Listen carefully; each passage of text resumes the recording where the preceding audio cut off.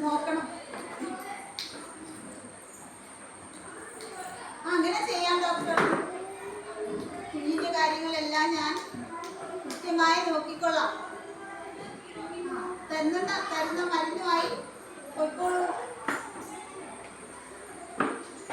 കയ്യിലരിക്കു പുരണ്ടെന്നാം നന്നായി കഴുകണം കൂട്ടുകാരെ.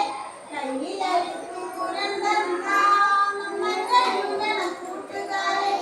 ആഹാരത്തിന് മുമ്പും പിന്നും കയ്യും വായും കഴുകണം.